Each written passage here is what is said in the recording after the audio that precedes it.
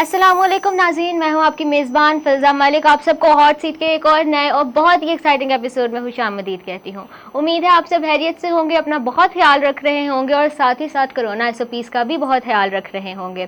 Corona سے مجھے یاد آیا ناظرین کہ اب گورنمنٹ آف پاکستان نے اناؤنس کیا ہے کہ 19 ایئرز اور اس سے ابو کے لوگ بھی کرونا ویکسینیشن لگوا سکتے ہیں.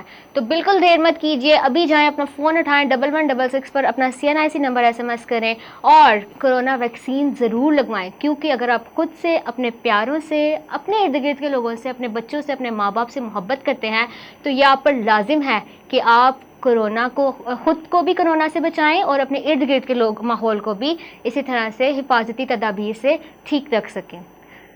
ناظرین، آج ایک کلام سن رہی تھی صبح، من کنتو مولا. میرا خیال ہے ہم میں سے بہت سے لوگوں نے یہ کلام سنا ہوگا. تو میری روح میں یہ اتر گیا، ابھی تک میرے ذہن میں یہ کلام رواں ہے.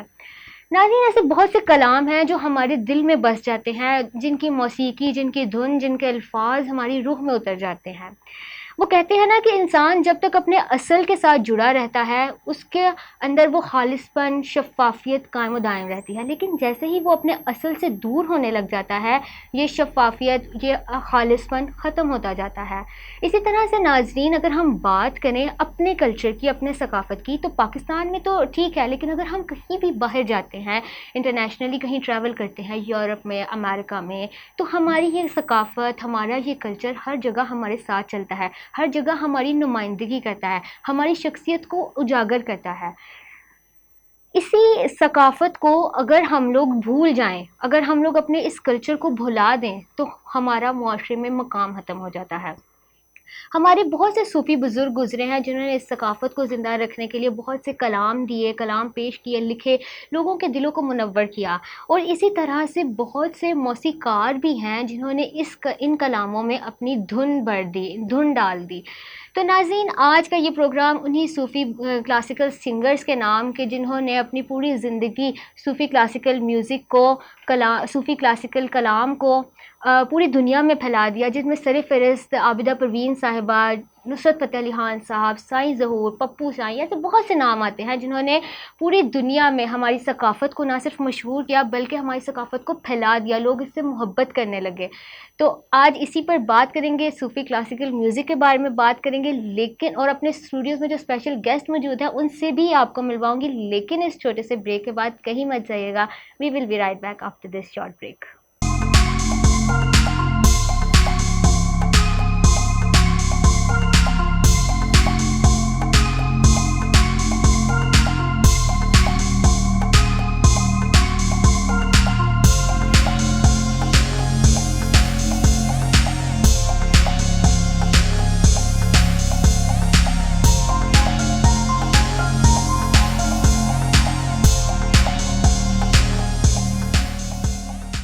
جی ناظرین، ویلکم بیک. ایک بار پھر پروگرام میں آپ کو خوش آمدید کہتی ہوں. بریک پہ جانے سے پہلے ہم صوفی کلاسیکل میوزک کی بات کر رہے تھے، تو میں نے آپ کو کہا تھا کہ ہمارے اسٹوڈیوز میں جو بہت اسپیشل گیسٹ موجود ہیں ان سے آپ کو بریک کے بعد ملواؤں گی. تو وہ ہمارے ساتھ آ چکے ہیں. تو میں ویلکم کروں گی صوفی کلاسیکل میوزک میں جنہوں نے سیالکوٹ میں نہ صرف بلکہ پورے پاکستان میں بہت کام کیا ہے اور اس کے بہت اچھے کلام گائے ہیں اور کافی فیمس ہیں. ان کو خوش آمدید کریں گے جناب کریم رضا صاحب. السلام علیکم، خوش آمدید سر. جی تھینک یو ویری مچ.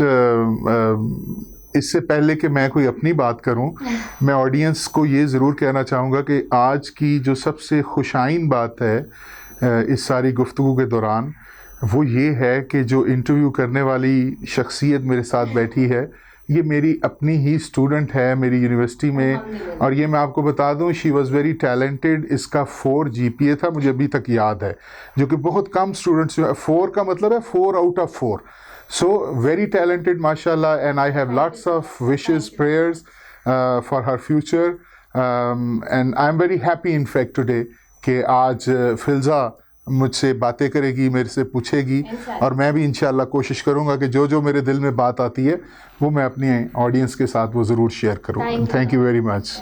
اسی کے ساتھ ہمارے ساتھ اسٹوڈیوز میں ہماری اور آپ سب کی بہت ہی فیوریٹ شخصیت بھی موجود ہے، جناب حافظ ذوالفقار شاہین صاحب. السلام علیکم سر. وعلیکم السلام جی، بہت شکریہ جی. آج ماشاءاللہ اسٹوڈیو میں آپ نے ایک ایسی شخصیت کو مدعو کیا ہے جن کے ساتھ میرا انٹریکشن، میرا تعلق جو ہے وہ بہت پرانا ہے. ٹھیک ہے نا، آج سے تقریباً کوئی آئی تھنک 20-25 سال پرانا ایک تعلق بنتا ہے. تو جب میں نے فرسٹ ٹائم ان سے ملاقات کیا اپنے ہی ایک ادارے میں، تو اس وقت ہی ان کی شخصیت کا ایک اثر جو تھا نا وہ میرے اوپر تھا کہ ماشاءاللہ بہت خوبصورت گفتگو کرنے والے، بڑے ہی کانفیڈنٹ وے سے، اور الحمدللہ پھر انہوں نے اپنا آپ اگلی زندگی میں ثابت بھی کیا. ٹھیک ہے نا. تو آج مجھے بھی الحمدللہ بڑی خوشی ہے. دو طرح کی خوشی ہے، ایک تو آپ نے خود ایکسپلین کی کہ آپ کی اسٹوڈنٹ ساتھ بیٹھی ہوئی ہے، تو ہم تو ہر روز ہی بیٹھتے ہیں، تو یہ بھی الحمدللہ اسی اسکول کی اور میری اسٹوڈنٹ ہے. تو مجھے بھی اس پہ فخر ہے کہ الحمدللہ اس نے اپنی اسٹوڈنٹ لائف میں، جب یہ اسکول میں تھی تو اس نے بہت بڑے کام کیے، بڑے ڈفرینٹ قسم کے پروگرامز کیے، رزلٹس میں بھی بہت اچھی دی. یعنی یہ صرف یہ کو کریکولر ایکٹیویٹیز نہیں بلکہ اسٹڈیز میں بھی بہت اچھی تھی. اور دوسری خوشی یہ ہے کہ ایک پرانے اور درینہ دوست جو ہیں آج ہم ایک اسٹوڈیو میں بیٹھے ہوئے ریکارڈنگ کروا رہے ہیں. تو الحمدللہ آج کا میرا خیال ہے جو ہمارا ٹائم گزرے گا بہت اچھا گزرے گا. تو وہی آپ کے والی بات ہے کہ آج میں دو استادوں کے درمیان بیٹھی ہوں، تو مجھے بہت کچھ اور بھی سیکھنے کو ملے گا آپ سے انشاءاللہ. بات کا آغاز کرتی ہوں سر، بچپن کیسے گزرا، پھر اسٹڈیز اور کس طرح سے آغاز کیا سب چیزوں کا؟ جی، بچپن میرا، جو میری پیدائش ہے وہ سیالکوٹ کا ایک تاریخی قدیم علاقہ، محلہ، کشمیری محلے کے نام سے اس کو سب لوگ جانتے ہیں. وہیں پہ میری پیدائش ہوئی، اور لوکل ایک اسکول میں، انگلش میڈیم اسکول تھا، وہاں سے میں نے اپنی ایلیمنٹری جو ہے ایجوکیشن لی. اور پھر اس کے بعد میں گورنمنٹ کے ایک اسکول میں، گورنمنٹ کمپریہنسو ہائی اسکول جو ہے وہاں چلا گیا، اور وہاں سے پھر میں نے میٹرک کیا. اور اس میٹرک تک کے سفر میں جو 2-3 چیزیں میرے ساتھ جو مجھے اب یاد ہیں، زندگی کا حصہ بن جاتی ہیں. ایک تو بچپن سے ہی مجھے نعت کا بڑا شغف رہا. وہ ایک معصوم سی ایج ہوتی ہے جس میں گلی محلے کے بچے مسجد میں اکثر جا کے جمعے کے روز نعتیں وغیرہ پڑھتے تھے. تو یہ میرا ایک سب سے پہلا انٹریکشن تھا آواز کے حوالے سے یا مائک کے حوالے سے.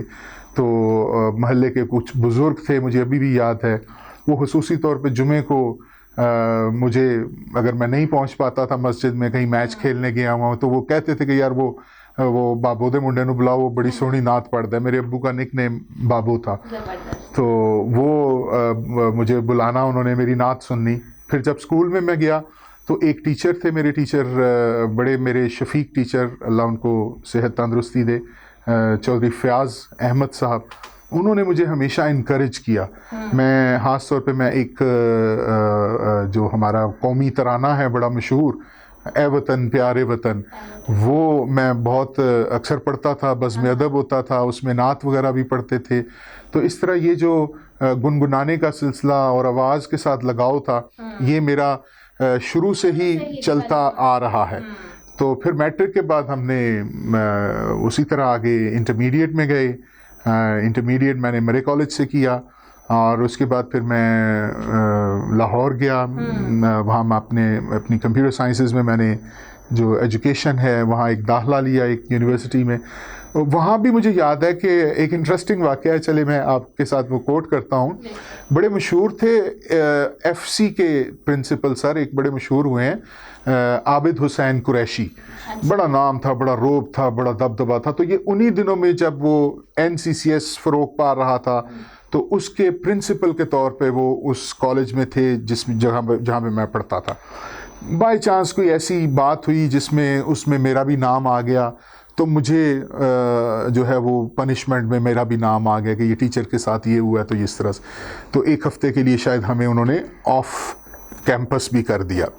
میرے وہاں پہ ایک ریلیٹیو تھے، وہ چلے گئے ہیں دنیا سے. He was very sweet uncle.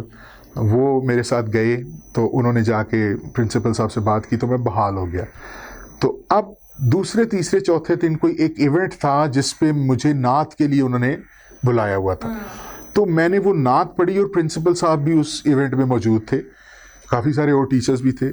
तो चूँकि नात में तब तक मैं अच्छा पढ़ने लग पड़ा था, मैच्योर हो गया, आवाज़ ज़रा उधर कॉलेज लेवल पे जाके, वो मेरी नात से इतने खुश हुए, इतने मुतासर हुए कि जब मैं नीचे आया तब तो खैर गले लगाया, लेकिन उसके बावजूद भी जब भी कभी कॉरिडोर में मुझे चलते हुए आते हुए उनसे मेरा अगर सामना हो जाता तो वो रुक जाते थे, मेरे पास खड़े हो जाते थे, मेरे से बात करते थे, गले लगाते थे।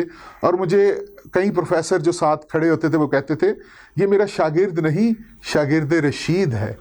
तो ये एक बड़ी सादत की बात थी जो कि महज मैं समझता हूँ शायद ये आवाज़ के उस तासुर से या रसूल अकरम के साथ जो हमारी एक बचपन से अकीदत होती है, ये उसका भी बेशक इसमें कोई शक नहीं कि उसका असर होता है।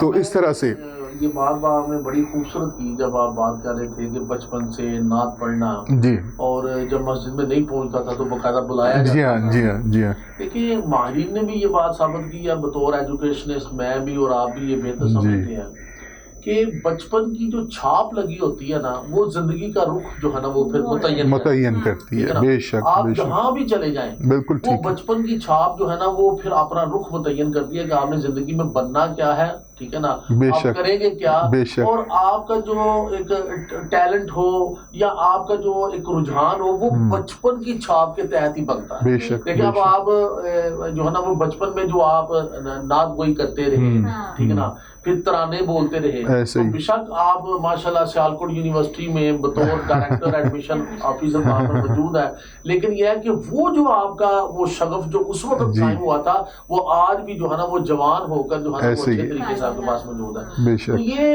एक जमाना होता था जब हमने अपना बचपन जब गुजारा है स्कूलों में, तो एक हर थर्सडे को या फ्राइडे को बज़्म अदब का पीरियड होता था, बिल्कुल ठीक कहा। और अब उसका रुझान ही नहीं रहा, खत्म हो गया। वाह। उस बज़्म अदब में क्या होता था जी, हर लॉस्ट पीरियड जो होगा आधे घंटे का, पौने घंटे का, छुट्टी से पहले, वो बज़्म अदब है। बस में अब बज़्म अदब में पूरी क्लास जो थी वो पार्टिसिपेट, हर क्लास का बज़्म अदब था। ऐसे ही। हर क्लास अपनी जगह पे बैठी बज़्म अदब कर रही है, और उसमें किसी बच्चे ने तलावत करनी है, ऐसे ही। किसी ने उसका तर्जमा जो है वो बयान करना है, किसी ने नात पढ़नी है, किसी ने मिली तराना पेश करना है, किसी ने तकरीर करनी है। जी हाँ। और इवन यहाँ तक जो बच्चा ये चीजें नहीं कर सकता था उसको कहा जाता था कि आपको लतीफा ही सुनाया, हाँ, ऐसे ही है, आप ऊपर से पढ़ के कोई कहानी सुना दें, ऐसे ही, आपको अपनी जिंदगी का वाकया सुना दें। होता क्या था, बेसिकली बच्चे को सामने लाकर उसका कॉन्फिडेंस बिल्ड किया जाता था। बिल्कुल फिर उन्हीं उसी जमाने की जो हमने नातें पढ़ी होती थी, जो हमने तलावतें की होती थी, जो हमने खसूसन सीरतुल नबी सल्लल्लाहु अलैहि वसल्लम के मौजू पर बहुत ज्यादा तकारीर होती थी, वाह, तो वो तकारीर करना और बच्चों ने सुनना, ये सुनने वालों के ऊपर भी एक छाप लग रही होती थी, करने बात। वाले के ऊपर बहुत ज्यादा लग रही होती बेशक, थी। बेशक। फिर वही चीजें जो हमने अपनी स्टूडेंट लाइफ में की होती थी, जब हम अमली जिंदगी में आते हैं तो फिर हमें अपनी राह मुतय्यन करने में, अपना रास्ता मुतय्यन करने में बड़ी आसानी हो जाती है कि हमने जाना किस तरफ है। बेशक, फिर इधर इधर के बड़े रास्ते नजर आएंगे, बेशक, लेकिन आप वही चुनेंगे जो आपने बचपन में किया बिल्कुल होता। ठीक इसी से है। मुझे एक बात याद आई जो कि हम पिछले प्रोग्राम में भी डिस्कस कर रहे थे कि जैसे कि आपने अपने बारे में बताया कि आपको बचपन से बच्चों को पढ़ाने का बड़ा शौक था, तो आपने मैट्रिक में ही और उसके बाद इंटर में ये डिसाइड कर लिया कि आपने एजुकेशन की तरफ आना है, तो वो एक छाप लग जाती है बचपन में ही जो कि बड़े होने के साथ साथ वो ग्रो करती जाता है, वो फिर इंटरेस्ट शौक बन जाता है, पैशन बन जाता है, और फिर अगर वही पैशन प्रोफेशन बन जाए तो फिर तो क्या ही बात है। दादा ये इस ज़िमन में इसी प्रोग्राम की तवज्जुह से जो लोग देख रहे हैं नाज़रीन, उनके लिए यही है कि वो अगर वालिदैन हैं, बड़े हैं, बुजुर्ग हैं, तो याद रखें कि बचपन में उनका जो बचपन का वाला हिस्सा गुजरा है, लड़कपन का हिस्सा गुजरा है, उसमें बच्चे को इन चीज़ों की तरफ राग़िब करना, ठीक है ना, कुरान की तालीम की तरफ, नात गोई की तरफ, वो नबी सल्लल्लाहु अलैहि वसल्लम की सीरत को पढ़े, सुने, बयान करे, तो बाकी ज़िंदगी में तो एजुकेशन चल रही होती है, साथ साथ अगर ये भी काम करे तो वो जो वालिदैन के दिल में एक होता है ना, मेरा बच्चा बड़ा साले बने, ठीक है ना, मेरा बच्चा बड़ा नेक हो, मेरा बच्चा जो हो 5 वक्त का नमाजी हो, तो वो वाले काम बचपन में उसके सामने कर दीजिए, उसे करवा दीजिए, फिर आप उसको ड्राइव करने की जरूरत नहीं, जिंदगी उसको खुद उस तरफ लेकर जाए। क्या कहने, बहुत बहुत सर, इसी में मैं पूछना चाहूंगी कि किस तरह से फिर आपने अपने बचपन के बारे में जैसे बताया, एजुकेशन के बारे में बताया, तो मौसीकी में फिर किस तरह से पहला कदम रखा, उसके बारे में कुछ थोड़ा बताएं। असल में पहला कदम तो मुझे नहीं पता कि वो कौन सा था या वो कैसे था, لیکن میں کوشش کرتا ہوں ریکال کرنے کی وہ چیزیں، وہ جو سفر ہے، بیکاز اگر میں بہت پیچھے جاؤں پھر وہی بات ہے کہ یہ موسیقی یا اچھی آواز کا تعلق یہ انسان کے ساتھ تب سے ہوتا ہے جب بھی اس کو کوئی شعور بھی نہیں ہوتا. اس کو اپنی ماں کی آواز جو ہے، اس کو اپنے باپ کی آواز، اس کو ان چھوٹے موٹے مختلف گیتوں کی جو بچپن میں اس کے گھر میں کسی ٹیپ پہ چل رہے ہیں، یا اس نعت کی آواز یا وہ تلاوت کی آواز، یہ اس کا آغاز ہوتا ہے آوازوں کے ساتھ جو اس کا تعارف ہو رہا ہوتا ہے. تو اسی طرح میں اگر اپنے بچپن کی بات بتاؤں تو چونکہ میں تو اس میں کافی، آپ کو جانتے ہیں کہ میں نے اس کو اسٹڈی بھی کیا ہے، اس کے اندر میں کریٹیوٹی بھی کر رہا ہوں، کوشش کرتا ہوں اپنی باتوں کے دوران کچھ چیزیں آپ کو میں بتانے کی بھی. بچپن میں اسکول سے جب آتا تھا تو میرے ماموں نے باہر سے نا ایک ٹیپ ریکارڈر لے آئے تھے. وہ اس وقت ٹیپ ریکارڈر بھی کم ہی ہوتا تھا، تو وہ ٹیپ ریکارڈر پہ محمد رفیع کا ایک گانا چلتا ہوتا تھا، بھری دنیا میں آ کر دل کو بہلانے کہاں جائیں. یہ گانا جب تک میں آ کے، یہ دوسری تیسری کلاس کی بات ہے، جب تک آ کے میں یہ سن نہیں لیتا تھا تو میں ایون کپڑے بھی اپنے نہیں بدلتا تھا. ایک خاص لگاؤ تھا کہ وہ سننا ہے تو پھر میں نے بیٹھنا ہے. پھر اس کے اگلا جو سٹیپ تھا، چوتھی پانچویں میں جب ہم مسجد میں آنا جانا لگ پڑے، تو وہ مسجد کے مائک سے جو اصل تعارف تھا کہ مسجد کے مائک پہ جب کھڑے ہو کے ہم نے جمعے والے دن مختلف محلے کے بچوں نے نعتیں پڑھنی، تو وہاں تھوڑا سا وہ جو جھجک تھی وہ تھوڑی سی ختم ہونا شروع ہوئی. تو یہ تو ہے بڑا ایک ارلی لاشعوری جو انسان کا جو سٹیج ہے.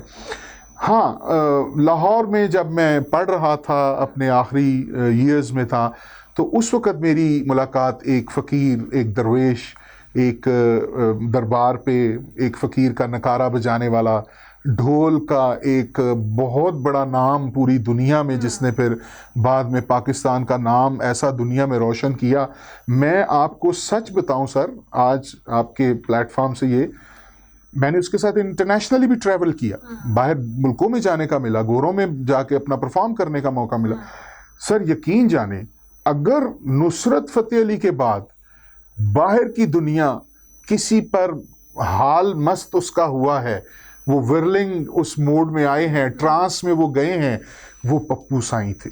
پپو سائیں ایک بہت بڑا نام ہے، کہنے کو وہ ڈھول بجاتے ہیں. پاکستان کی حکومت نے تمغہ امتیاز سے نوازا تھا. یہ واحد ڈھول والا ہے جس کو اس سعادت سے نوازا گیا ہے. اور پھر پپو سائیں جی نے ڈھول والوں کا ڈھول ایک بڑا امپورٹنٹ اور بڑا حصہ رہا ہے پنجاب کی ثقافت کا. ڈھول کے ذریعے دنیا جہان کے جو سویلائزیشنز آئی ہیں، وہ ڈھول کے ذریعے اپنی مختلف طرح کی اناؤنسمنٹس اور مختلف طرح کے وہ جو پرچار تھے اور مختلف طرح کی وہ جو آفیشیل اناؤنسمنٹس بھی ہوتی تھیں، وہ ڈھول بجا کر کی جاتی تھی. جی ہاں، اور ڈھول کو مختلف موقعوں پر مختلف طرح سے بجایا جاتا تھا. مطلب خوشی کے موقع پہ ڈھول کس طرح بجنا ہے، غم کے موقع پہ بھی ڈھول بجتا تھا. جنگوں میں ہم جانتے ہیں کہ طبل جنگ جب بجتا تھا تو اس کا ایک اور انداز ہوتا ہے، کشتی جیت کے آنے والے کا ایک اور انداز ہوتا تھا ڈھول بجانے کا. سکھ ہمارے برادر ہیں، وہ اپنے مختلف دمالے ڈالتے ہیں، مختلف طرح سے وہ بھنگڑا ڈالتے ہیں، ان کا انداز کچھ اور ہے. تو یہ مختلف ردم مختلف موقعوں پر بجائے جاتے تھے. یہ ہماری ثقافت کا، کلچر کا حصہ رہا ہے. تو وہاں اس ڈھول والے کو جب میں نے اپنی زندگی میں دیکھا، یہ آج سے کوئی 20 سال پہلے کی بات ہے، 20-21 سال پہلے کی، تو وہاں میں ان کا گرویدہ ہوا، میں ان کے قریب ہوا، میں نے ان کی لائف دیکھی. میں ان کے گھر میں گیا، وہ کچا سا مکان اور اس طرح کوئی سہولت نہیں، کچھ اس طرح سے. تو مجھے آج بھی یاد ہے، یہ میرا فخر ہے کہ پپو سائیں کے گھر میں پہلی دفعہ میں نے جب گیا تو تاریں بکھری ہوئی اور بڑا خوف آتا تھا. تو یہ مجھے شرف ہے، میں نے ان کو بتائے بغیر ہی اگلے دن الیکٹریشین لیا، کافی سارا بجلی کا سامان لیا، اور ان کی وہ جو تاریں تھیں ان سب کو میں نے پائپنگ کروا کے، فکس کروا کے، کم از کم بٹن لگوا دیے. تو انہوں نے پھر پہلی دفعہ وہ بٹن کے ذریعے آن آف کرنا شروع کیا، ورنہ وہ تاروں کے ساتھ وہ بلب آن ہوتا تھا. تو یہ میرا اس کے ساتھ ایک پیار کا، محبت کا، عشق کا رشتہ تھا. میں ان کے پاس گیا، انہوں نے پھر مجھے ردم کے بارے میں کچھ بیسک چیزیں ایسی بتائیں، جیسے آپ فرما رہے تھے کہ ہر چیز کا ایک بچپن ہوتا ہے, موسیقی کا بھی ایک بچپن ہوتا ہے, ایک بگننگ ہوتی ہے ہر اور آپ ابھی تو ہے ٹائم نہیں اتنا, کبھی مجھے اس کے اوپر بات کرنے کو ملے تو پھر میں بچوں کو سمجھاؤں گا اپنے کہ کس طرح سے یہ ردھم جو ہے یہ میتھمیٹکس ہے, پیور میتھمیٹکس ہے. یہ 2+2 کی طرح نظر آتا ہے ہوتا ہوا اور بنتا ہوا, کریٹ ہوتا ہوا نظر آتا ہے. It is a form of mathematics, melodious form of mathematics. آپ اس کو اس طرح سے کہہ سکتے ہیں. تو مجھے وہ بیٹ کاؤنٹ کرنا میں نے سیکھا, اور میں پھر جب واپس آیا اپنا وہ MCS وغیرہ میں کر کے اپنا کمپیوٹر میں, تو میں جب یہاں آیا تو میں نے باقاعدہ پھر انسٹرومنٹ میں نے جو چوز کیا وہ طبلہ تھا, اور طبلے پر میں ہاتھ رکھنے سے پہلے میں طبلے کے بارے میں کافی جانتا تھا کہ اس کے بول کیسے بنتے ہیں, اس کے ردھم کیسے ہوتا ہے, تو اس لیے مجھے وہ سیکھنے میں بھی آسانی ہوئی. پھر میرے استاد میرے چچا تھے خواجہ ارم, ان سے میں نے باقاعدہ سب سے پہلے شاگرد ان کا بنا, ان سے تعلیم لی, اللہ ان کو غریق رحمت کرے, پچھلے دنوں وہ بھی ان کا بھی انتقال ہو گیا. تو اس طرح پھر میں ان سے کچھ 1 سال پہلے میں نے تعلیم لی. تو پھر ہمارے ایک بزرگ بتاتے تھے وہ تبھی مجھے کہ ہمارے بڑے ایک بابا جی ہیں جو بڑے استاد ہیں, جو وہ بہت علمدار ہیں. تو میری بڑی خواہش تھی, میرا شوق تھا کہ میں کب ان سے ملوں گا. تو پھر خدا کا کرنا ایسا ہوا, ایک دن میں اپنی اکیڈمی میں بیٹھا ایسے ریاض کر رہا تھا, تو ساتھ ہی دروازہ ہوتا تھا انٹرنس کا, تو میں نے ایسے اوپر دیکھا تو ایک بزرگ اندر داخل ہوئے ہیں, بڑا پر نور چہرہ, میرے سامنے بیٹھ گیا کہ حال احوال ہوا, اور پھر مجھے پتہ چل گیا کہ یہ وہی ہمارے مطلب دادا استاد جسے ہم کہتے ہیں وہ ہیں. تو بڑی ان سے نا بڑا محبت والا ان کا, اور پھر ان کے ساتھ میرا سفر جو یہ تعلیم ہے میوزک کا وہ شروع ہوا. پھر انہوں نے مجھے باریک بینیاں, ریشے جو ہوتے ہیں موسیقی کے, ان کو الگ الگ کر کے دکھایا, مجھے فارمولاز سمجھائے, بالکل ایسے ہی جیسے کہ میتھمیٹکس کے اندر مختلف چیزوں کے مختلف ایکسرسائزز کے مختلف فارمولاز ہیں. ہو اسی طرح میوزک میں خاص طور پہ طبلے کے اندر سولو طبلہ, کلاسیکل طبلہ, میں اس طبلے کی بات نہیں کر رہا ہوں جو عام طور پہ گیتوں کے پیچھے ایک مخصوص ردم کی صورت میں بجایا جاتا ہے یا ڈھولک کے انداز میں بجایا جاتا ہے. میں اس طبلے کی بات کرتا ہوں جو باقاعدہ ایک علم ہے, جیسے راگوں کا علم ہے کہ 7 سر ہیں, سارے گاما پادانی, یہ 7 سر ہیں. انہی سروں کو آگے پیچھے کر کے ساری دنیا کی موسیقی ترتیب دی جاتی ہے. اسی کے مد مقابل ردھم کی ایک لینگویج ہے جس کو ہم تال کہتے ہیں. ایک لفظ راگ کا استعمال ہوتا ہے, ایک تال کا لفظ استعمال ہوتا ہے. تال کہتے ہیں نمبر آف بیٹس کو ملا کر ایک خاص قسم کا تال بنا دیا گیا. یہ 4 بیٹ کا تال ہے, یہ 8 بیٹ کا ہے, یہ 16 بیٹ کا ہے. تو اس تال کی اپنی ایک لینگویج ہے. جیسے ہم نے کہا سارے گاما پادا نیسا, اسی طرح مختلف طبلے کے بول ہیں جیسے دھا تیٹ, دھا نک تک دھن, دھا گن اگ دھن, تٹ کتا گدی گنا, دھا تٹ. یہ مختلف چھوٹے چھوٹے سلیبلز ہیں جو آپس میں مل کے پھر فریزز بنتے ہیں, سینٹینسز بنتے ہیں, پیراگرافز بنتے ہیں, اور پوری ایک سٹوری پھر وہ جو بجانے والا ہے وہ اپنی آڈینس کے سامنے اس کو پریزنٹ کرتا ہے. ماشاءاللہ آپ نے جیسے بیان کیا کہ یہ سارے کا سارا کلاسیکل میوزک ہے, ٹھیک ہے نا, اور یہ کلاسیکل میوزک جب استعمال کیا جاتا تھا تو اس میں جو الفاظ تھے یعنی جو بول ہوتے تھے وہ بھی ماشاءاللہ بڑے کلاسیکل ہوتے تھے, ٹھیک ہے نا, یعنی اس میں ایک پیغام ہوتا تھا. اگر آپ ایون پرانے زمانے کے گانے بھی سن لیں جو فلموں میں فلمائے گئے ہیں تو اس میں بھی ایک میسج ہوتا تھا, ٹھیک ہے نا. جیسے آپ نے وہ رفیع کا ذکر کیا کہ وہ آگے اتنی بڑی دنیا میں آ کر تو دل بہلاؤں جاؤں کہاں, ٹھیک ہے نا, تو یہ بہت بڑی حقیقت ہے, ٹھیک ہے نا. اور اسی طرح روتے روتے ہنسنا سیکھو, ہنستے ہنستے رونا, ٹھیک ہے نا. یہ ایک زندگی کی بہت بڑی حقیقت ہے کہ زندگی مختلف مراحل سے گزرے گی. کبھی آپ بڑی خوشحال زندگی گزار رہے ہوں گے لیکن ایک امتحان آ جائے گا, ٹھیک ہے نا, تو وہ ہنستے ہنستے رونا سیکھو اور روتے روتے ہنسنا, ٹھیک ہے نا. کہ اب جب بندہ خوشحال نہیں ہے, وہ پھٹے پرانے کپڑے ہیں, یعنی برا حال ہے, لیکن اللہ جب اسے خوشحال کرتا ہے نا تو وہ خوشحال ہو کے ہنسنے کا بھی ایک سٹائل ہے. اب دوسروں کے اوپر نہیں ہنسنا, ٹھیک ہے نا, بلکہ دوسروں کو ساتھ انسان ہے. تو یہ ایک میسج ہوتا تھا یہ جو.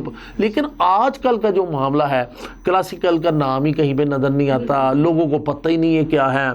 اور آج کل کا جو میوزک چل رہا ہے اس کے خصوصاً جو بول ہیں وہ اتنے کوئی یعنی ولگر قسم کے ہیں, ٹھیک ہے نا.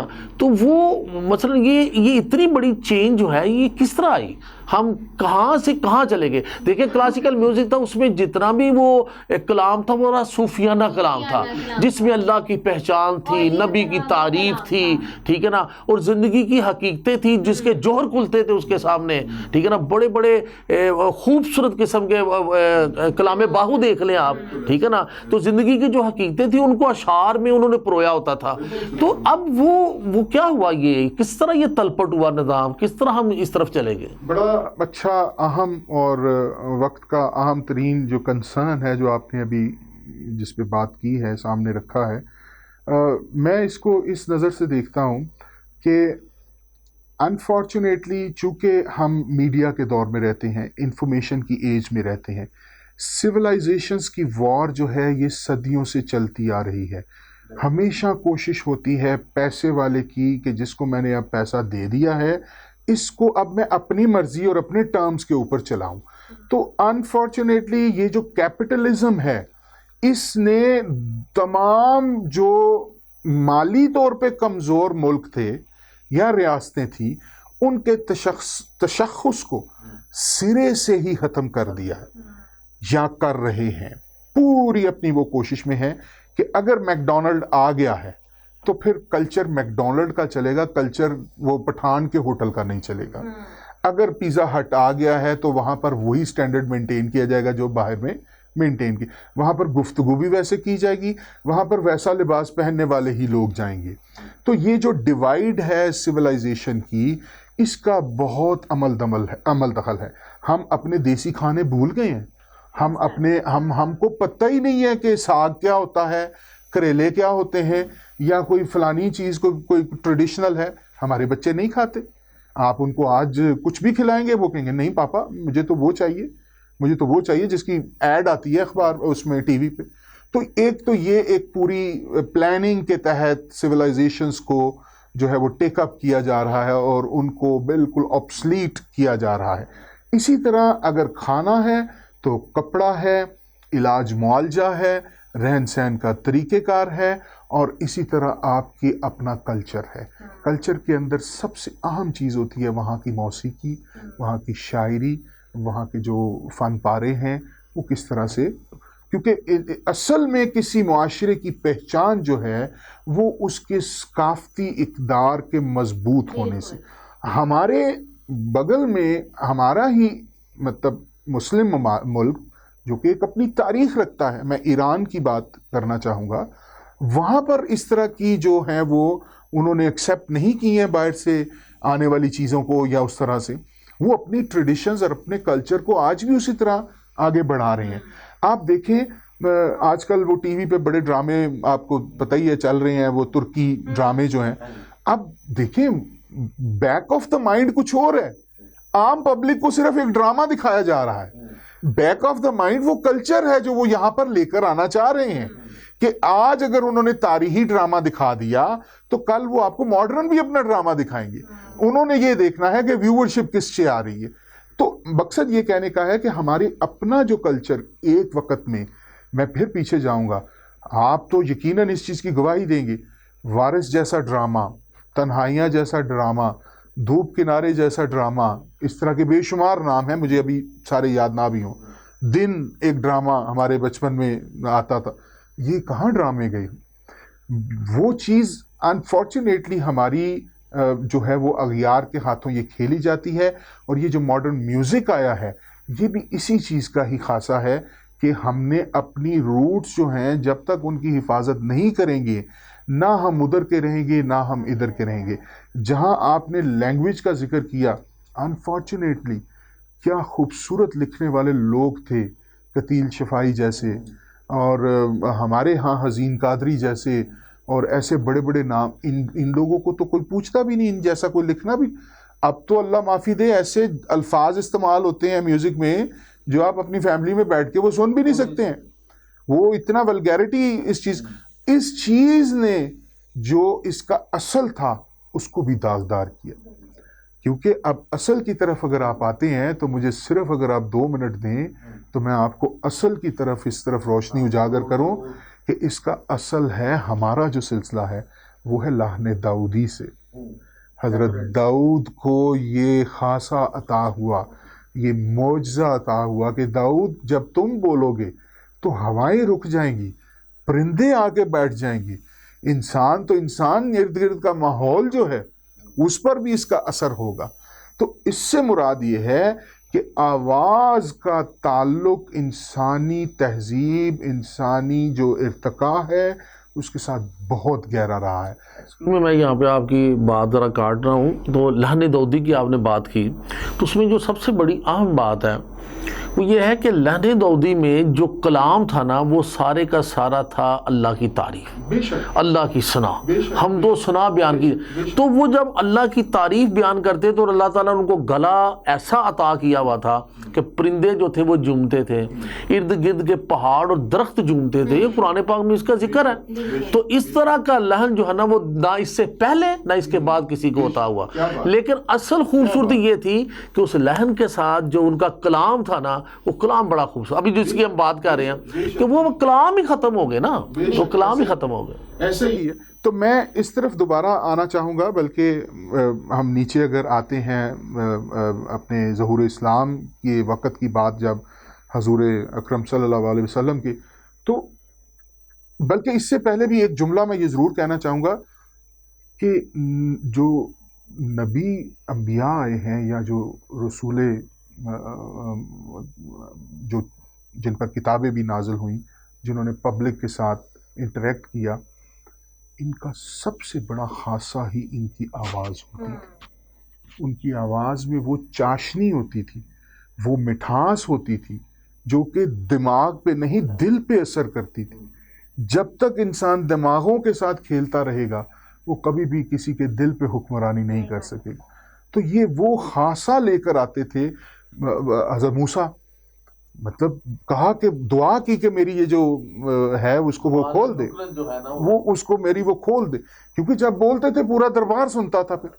پھر جب وہ جیسا وہ شروع ہوتے تھے سبحان اللہ سبحان اللہ, تو پھر کیسا کھولا. ہاں کہ وہ کہا کہ مجھے میرا بھائی جو ہے نا عنایت کر ہاں جو میری جگہ پر, ہاں پیغمبریت آ ہوگی کہ وہ ذرا ان کی جگہ جا. بالکل ایسے ہی, ایسے تو استعمال تھا. تو اس لیے اسی طرح جو مختلف واقعات ہیں, بالغ اللہ بکمال ہی, حضور اکرم آ رہے ہیں اور بچیاں وہاں کی دف بجا کر ان کو وہ ویلکم کر رہی ہیں. تو خدا نخواستہ اگر میں تھوڑا سا اس طرف آنا چاہوں گا کہ کوئی ایسی بات ہوتی کہ جیسے انفارچونیٹلی یہ کانسیپٹ آ گیا ہے کہ سیدھا لفظ ہم حرام ہی لگا دیتے ہیں اس کے ساتھ. حالانکہ آپ یہ دیکھیں کہ جدید تحقیق کو چھوڑیں, اس سے پہلے بھی موسیقی علاج کے طور پہ استعمال ہوتی تھی. اچھی آواز جو ہے وہ علاج کا سبب ہے. فرانس کا ایک بہت بڑا موسیقار تھا جس نے پوری دنیا کو جیت کر اپنی موسیقی کا لوہا منوا کر تو کسی طرح کسی حوالے سے وہ سعودیہ میں حج کے لیے چلا گیا. اس جگہ پر حج سے پہلے اس کی کوئی مطلب ارینجمنٹ کی گئی کیونکہ مشہور تھا بڑا, کسی عربی نے کسی بڑے نے, تو وہاں انہوں نے کوئی قاری اچھا بلایا. ان کے تو قاری ماشاءاللہ ہوتے ہی بڑے کمال. جب اس شخص نے, اس میوزیشین نے اس کے کان میں قرآن کی اس خوبصورت طریقے سے قاری کی قرات جو ہے اس کے کانوں میں پڑی تو وہ لرزہ اس پر طاری ہو گیا اور اس نے کہا کہ میری ساری موسیقی جو ہے وہ دھول ہو گئی ہے اس آواز کے سامنے. یہ کس درجے کا کلام ہے. دیکھیں موسیقی کے متعلق بھی میں آپ کو بتا دوں کہ یہ 2 لفظوں کا مجموعہ ہے, ماؤس اور کی. پرشین ورڈ ہے ماؤس ہوا کی گرا, آواز کی گرا. ماؤس مین مطلب کی گرا آواز اور کی گرا. آواز کے ذریعے جب ہم گرا لگاتے ہیں, ہوا میں گرا لگاتے ہیں تو اس کا نام ہے موسیقی. اس کی انگریزی میں انہوں نے آسان الفاظ میں جو ڈکشنری میں لکھ دیا, اینی ردمک ساؤنڈ از میوزک. وقت کے مساوی وقفوں میں آنے والی ہر آواز موسیقی ہے. وہ آپ دیکھیں, بچہ ابھی دنیا میں نہیں آتا لیکن اس کی آواز, اس کی دھڑکن کی صورت سٹیتھ لگا کر ڈاکٹر سن لیتا ہے کہ اس کی جو دھڑکن ہے, دھڑکن آواز ہے نا, بیسیکلی تو آواز ہے, آواز سن لیتا ہے, تیز ہے, کم ہے, زیادہ ہے, بہت زیادہ ہے, بالکل ہی نیچے دبی ہوئی ہے.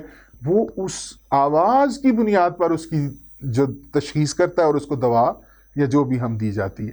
تو آواز کا یہ تعلق ہے کہ انسان کے دنیا میں پھر انسان جب آتا ہے تو روتا ہے, فطرت ہے کہ روئے گا, نہیں فطرت کے خلاف ہے کہ ہنستا ہے, تو فطرت ہے روئے گا. رونا بھی آواز ہے. اب رونا رونے کا بھی ایک ہے. ایک بچہ بہت ہی برا روتا ہے, نئی آواز برداشت نہیں ہوتی ہے.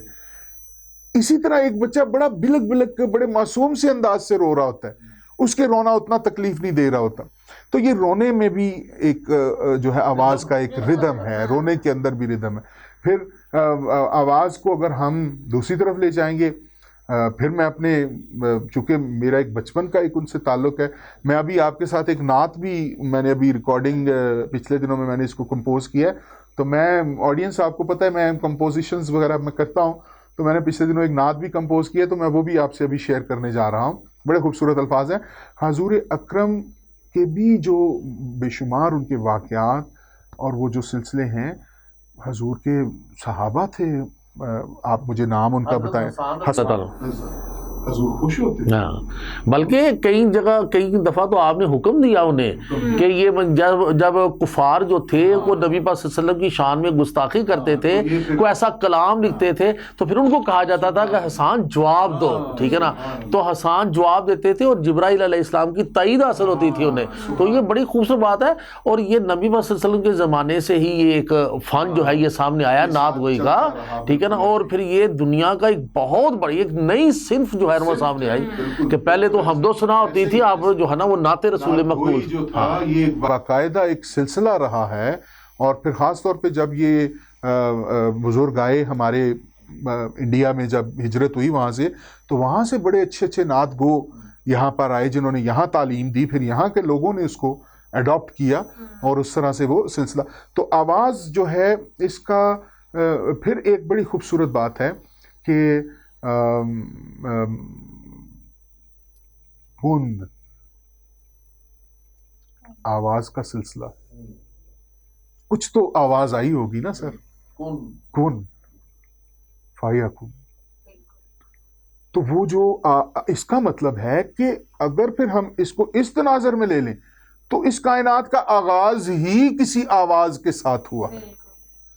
آواز بذات خود بری نہیں ہو سکتی. آواز کا استعمال دیکھیں, ہمارے لیے ٹرین کا ہارن انتہائی تکلیف دے گا کہ اگر ہمارے قریب وہ کہیں بج جائے, وہ میلوں دور بجتا ہے. تو ہو سکتا ہے کسی ایسے جاندار یا ایسے سلسلوں میں ایسی آوازیں پرلطف بھی ہوں. مجھے اونچی آواز میں سننا پسند ہے, اس کو تھوڑی آواز میں سننا. تو یہ اپنا وہ ایک خدا کی طرف سے ہے. آواز کے بارے میں پھر واپس آؤں گا کہ میرا چونکہ نعت سے بہت گہرا تعلق ہے, تو میں نے پچھلے دنوں یہ ایک چند اشعار کمپوز کیے ہیں. اگر آپ کی اجازت ہوگی تو ہم تو آپ سے ریکویسٹ کرنا چاہتے ہیں کہ ایک تو ہمیں نعت سنائیں تاکہ یہ جو ماحول ہے یہ مزید جو ہے نا یہ مبارک ہو جائے, اور دوسرا اس نعت کو اگر ہم آپ کا جو فن ہے جو راگ والا اس کے ساتھ اگر ہمیں بتائیں کہ یہ والا راگ ہے جس کے تحت میں اس کو اٹھا. یہ میرے مرضی کی آپ نے بات کی ہے. دیکھیں سچی بات تو یہ ہے, مختلف راگ ہوتے ہیں, مختلف ان کے اندر کمپوزیشنز ہوتی ہیں. کچھ پیرنٹ راگ ہیں جیسے بھیروی ہے, بھیرو ہے, ٹوڑی ہے, کلیان ہے, مختلف طرح کے یہ پیرنٹ سکیل ہیں. 10 بنیادی ان کو ٹھاٹ کہتے ہیں. تو اسی میں سے جو قدیم ترین جو ایک شکل ہے وہ بھیروی کی ہے. بھیروی کے اندر سبجیکٹ تو یہ ایک ڈیفرنٹ ہے ذرا, لیکن میں اس کو نعت کے حوالے سے تھوڑا سا مختصر کروں گا. بھیروی کومل سروں کا راگ ہے, तमाम सुर इसके अंदर कोमल लगते हैं। कोमल का मतलब ये होता है कि जो धीमा हो, जो नरम लगे आवाज़, जिसके अंदर बहुत ज़्यादा तेज़ी ना हो आवाज़ की। तो उसलिए उस हवाले से ये राग भैरवी में मैंने एक कंपोजिशन की है। राग भैरवी के अंदर जब मैं ये कहूँगा तो हो सकता है आपको बहुत सी कंपोजिशंस या कोई गाना या कोई ऐसी चीज़ याद आ जाए कि ये भी इस राग में है, लेकिन मैं आपकी इजाज़त से जी ये राग भैरवी में एक कंपोजिशन है। बोल है इसके, मैं नज़र करूं जानो जिगर कैसा लगेगा, रख दूं दरे सरकार पे सर कैसा लगेगा। पेश खिदमत है।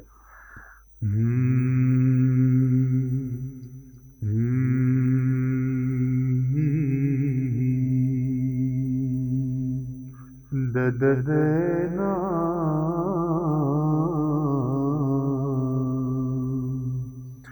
मैं नजर करूं जानो जिगर, मैं नजर करूं जानो जिगर कैसा लगेगा, कैसा लगेगा, रख दूं दर सरकार पे सर,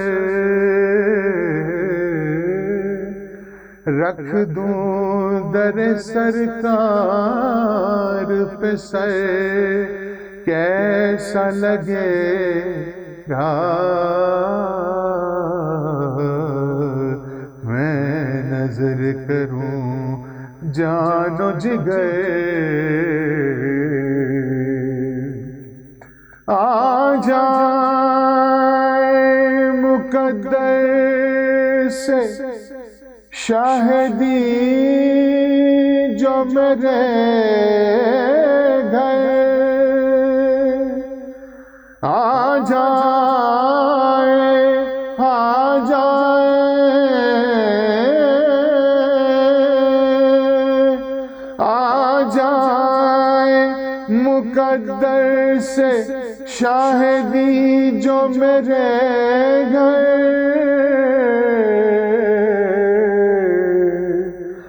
मैं कैसा लगूंगा, मैं कैसा लगूंगा, मेरा घर कैसा लगेगा, मैं नजर करूं जानो जिगर कैसा लगेगा, कैसा लगेगा। ज़बरदस्ती, माशाल्लाह, कमाल हो गया। छोटा सा ब्रेक लेते हैं, ब्रेक के बाद गुफ्तगू का सिलसिला यहीं से शुरू करेंगे, कहीं मत जाइएगा। We will be right back after this short break.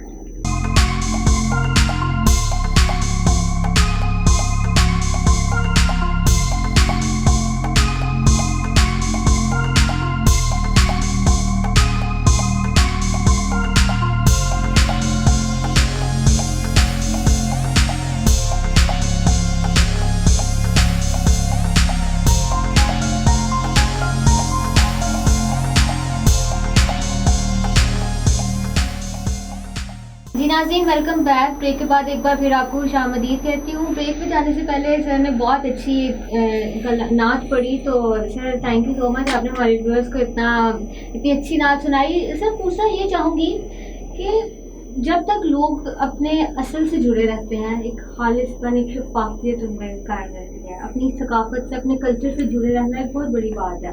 आप अभी पहले भी ये बता रहे थे कि लोगों ने ना अपनी सकाफत को भुलाना शुरू कर दिया। क्या कहेंगे इसके बारे में कि कितना ज़रूरी है किसी भी कल्चर के लिए, किसी भी कौमियत के लिए, कि उसकी कल्चर, उसका सकाफत जिंदा रहे उसके साथ? बड़ा अच्छा सवाल है तुम्हारा, अपनी उम्र से बहुत बड़ा सवाल है तुम्हारा ये। लेकिन मैं इसको इस तरह से देखता हूँ कि देखें, कल्चर बहरहाल एक ऐसी चीज़ है जो इंसान सीखता नहीं है, इंसान उसको सिर्फ अडॉप्ट करता है और उसकी प्रैक्टिस करता है, जबकि बाकी उलूम जो हैं हमें वो सीखने पड़ते हैं। تو کلچر کی اور دوسری چیزوں کی جو ایک بنیادی فرق ہے کہ وہ ہم جو کچھ بھی ہوتے ہیں نا بیسیکلی ہم وہ اس کلچر کا اظہار کر رہے ہوتے ہیں. اگر میں گلی محلے کے کسی آوارہ بچوں میں پڑھتا اور میں جم پل کے اسی طرح تھوڑا سا ہو جاتا تو میں نے وہی ریپریزنٹ کرنا تھا جو میرا بچپن تھا, جس کلچر میں اٹھا بیٹھا. ایک کلچر ہوتا ہے اجتماعی کلچر کہ اس سوسائٹی کا کلچر جو ہے وہ کیا ہے. نیشنز کا وتیرہ ہی یہ ہوتا ہے کہ nations behave like wise similarly. پھر وہاں بلوچی کا یا پنجابی کا یا سندھی کا کانسیپٹ نہیں رہ جاتا جب آپ ایک قوم کی صورت میں چلے جاتے ہیں. لیکن علاقائی شخصیت برقرار رکھنا بھی اتنا ہی ضروری ہوتا ہے. مثال کے طور پہ میں آپ کے کوشچن کی طرف اب آ رہا ہوں کہ جب یہاں پر جو عرب سے علماء آئے 8ویں صدی میں تو اپنے ساتھ ایک کلچر لے کر آئے. خاص طور پہ میں نیچے اگر آؤں گا تو معین الدین چشتی رحمۃ اللہ علیہ کا جب خاص طور پہ سلسلہ آتا ہے جن کے کریڈٹ پر ہے کہ شاید سب سے زیادہ کنورژن جو تھی وہ فرام ویریس ریلیجنز وہ کنورٹ ہوئے ٹورڈز اسلام. اس میں ہندو بھی تھے, اس میں کرسچنز بھی تھے, جین بھی تھے, پارسی بھی تھے, ہر طرح کے لوگ تھے.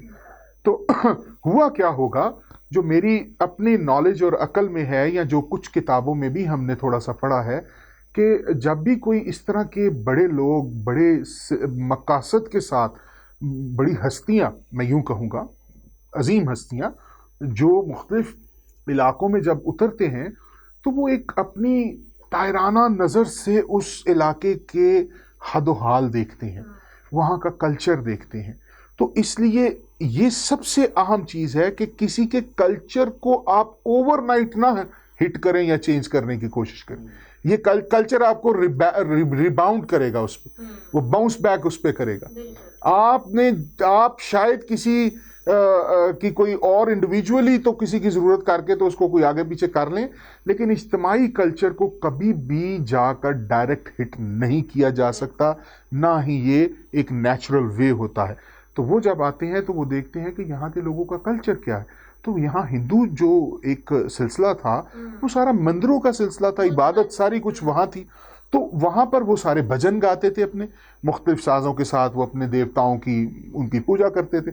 تو جب معین الدین چشتی نے یقیناً جب یہ دیکھا کہ ان کی تو رگے جاں جو ہے وہ ان کا وہ عبادت موسیقی ہے, تو پھر انہوں نے جو عرب کے جو چیزیں تھی ساتھ لائی ہوئی ان کو اور ان کی چیزوں کو آپس میں فیوز کیا, اور الفاظ جو ہیں ان کو وہ تھوڑا جو ہے وہ ہمارے جو عبادت کا سلسلہ ہے, جو خدائی صفات کے سلسلے میں ہیں, رسول اللہ کے حوالے سے تھا.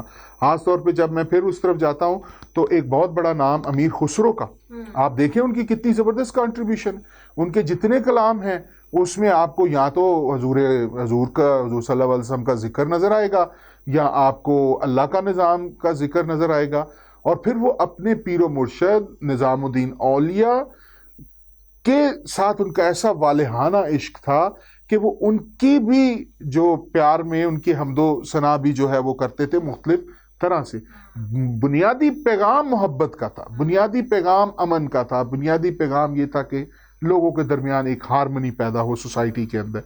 تو اس طرح سے یہ جو صوفی میوزک ہے یہ پھر فروغ پانا شروع ہوا تھا. یہ تمام صوفی بیسیکلی ہوتا کیا ہے, صفا سے یہ لفظ ہے, صفائی, اپنے اندر کی صفائی.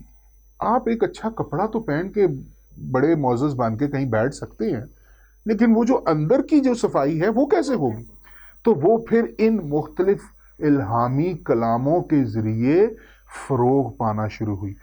درگاہیں اس چیز کا جو تھا وہ سورسز ہوتی تھیں کہ مختلف جگہوں پر مختلف خانقاہوں میں مختلف طرح سے یہ تعلیم کا سلسلہ جو ہے وہ جاری رہتا تھا. اور اسی لیے یہ تو اب تو یونیورسٹیز بنی ہیں نا, اس وقت خانقاہیں تھیں. تو وہ اسی پر تو علامہ فرماتے ہیں کہ اٹھا میں مدرسہ و خانقاہ سے غمناک, نہ زندگی نہ محبت نہ معرفت نہ نگاہ. کیا بات ہے. اور میں اس پہ اس کا جواب یوں دوں گا کہ مکتبوں میں رانائی افکار بھی ہے، خانقاہوں میں کہیں لذت اسرار بھی ہے۔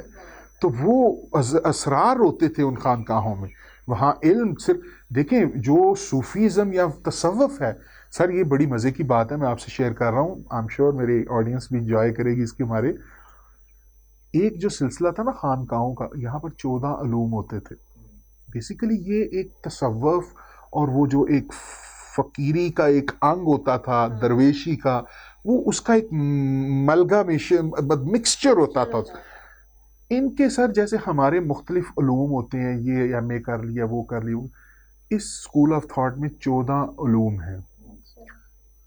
پہلے 13 علوم میں وہ تمام دنیاوی علوم میں دسترس حاصل کرتا ہے، وہ فقہ ہے، وہ فلسفہ ہے، وہ شرع ہے، وہ طبیعیات ہے، کیمیات ہے، ریاضیات ہے، جو کچھ بھی ہم پڑھتے ہیں وہ پہلے 13 علوم میں وہ اس کی ساری جو ہے وہ سطح عبور کرتا ہے۔ ہوش نہیں جاتے، ہوش نہیں جاتا، ہوش قائم رہتا ہے اتنا کچھ سیکھنے ملنے کے بعد۔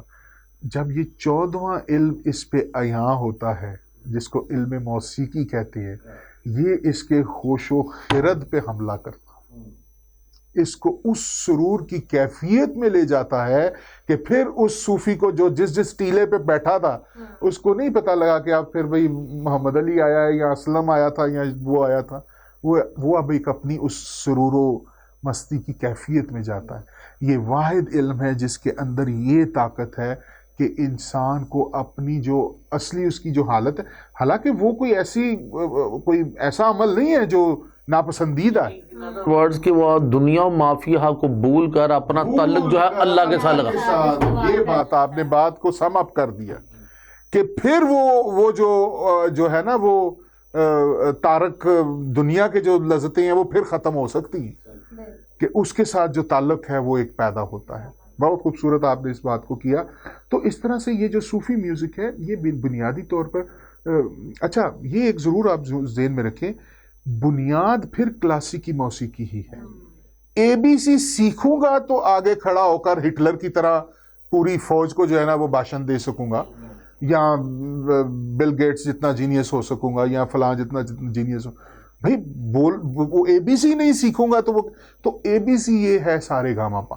اس کے بعد پھر اس کے اوپر صوفی میوزک آئے یا علاقائی میوزک آئے یا کوئی ویسٹرن میوزک آئے جو ہمارے دیس کا بھی نہیں ہے، وہ کچھ بھی ہوگا، وہ بچہ یا وہ فنکار یا وہ آرٹسٹ ہمیشہ اچھا ہی پرفارم کرے گا جس کی اے بی سی اچھی ہوگی۔ اچھا اب یہاں پر ایک سوال ابھرتا ہے کہ صوفیاء نے اللہ سے لو لگانے کے لیے یہ طریقہ کار اختیار کیا کہ وہ 13 علوم حاصل کرنے کے بعد جب 14واں علوم حاصل کرتے ہیں، 14واں علم حاصل کرتے ہیں، تو اس میں وہ موسیقی کا عنصر جو ہے نا وہ موجود ہے اور کلام بھی بہت اچھا ہوگا، تو وہ پھر دنیا کو بھول جاتے ہیں اور پھر اللہ کی طرف وہ لو لگا لیتے ہیں۔